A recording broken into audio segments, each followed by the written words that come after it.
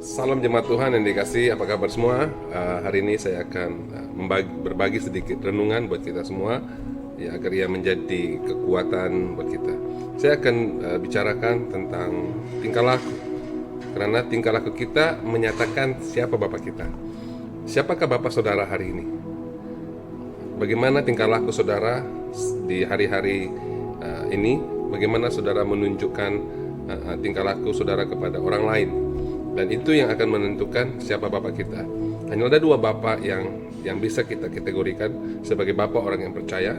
Yang pertama adalah Tuhan, Allah adalah Bapak kita, ataupun saudara menjadi orang Kristen, tetapi Bapak saudara adalah iblis. Saya akan bacakan dalam Yohanes pasal yang ke-8 ayat yang ke-44. Bunyi firman Tuhan seperti demikian. Iblislah yang menjadi bapamu, dan kamu ingin melakukan keinginan-keinginan bapamu.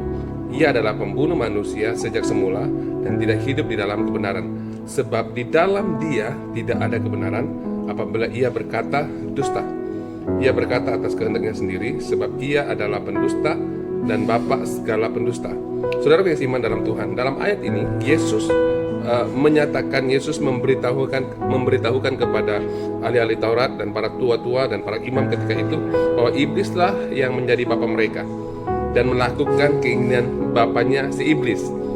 Karena si iblis itu adalah pembunuh sejak mula, dari semula lagi, dan tidak hidup dalam kebenaran, dalam hidupnya penuh dengan dusta.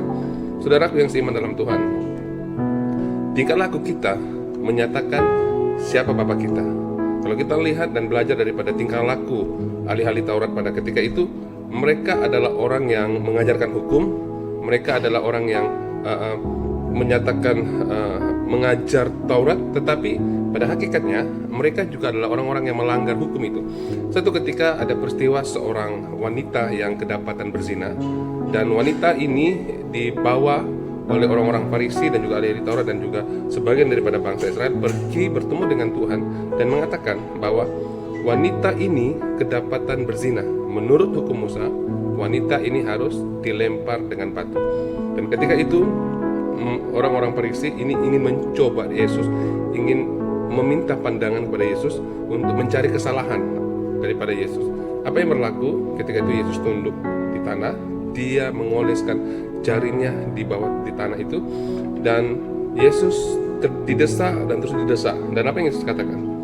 Jika ada di antara kamu yang tidak pernah melakukan dosa ataupun tidak pernah melakukan kesilapan, orang itulah yang pertama melempar wanita ini dengan wanita itu dengan batu.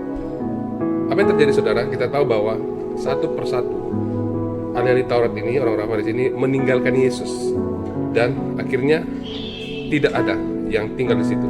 Kemudian Yesus bangkit dan menanyakan kepada wanita ini. Dia katakan, tidak adakah satu orang di antara mereka yang menghukum kamu? Dan wanita dikatakan, tidak ada. Oleh itu Yesus katakan kepada wanita ini, saya juga tidak akan melempari kamu atau tidak akan menghukum kamu. Pergilah dan jangan berbuat dosa lagi. Saudaraku yang seiman dalam Tuhan, tingkah laku kita menyatakan siapa Bapak kita. Ada kita seperti ahli Taurat ini, orang yang hidup munafik, orang yang suka berdusta, suka membicarakan hukum tapi melanggar hukum. Saudaraku yang seiman dalam Tuhan, kita jangan seperti mereka. Ramai orang Kristen hari ini, mereka itu menjadikan iblis adalah bapaknya. Mengapa?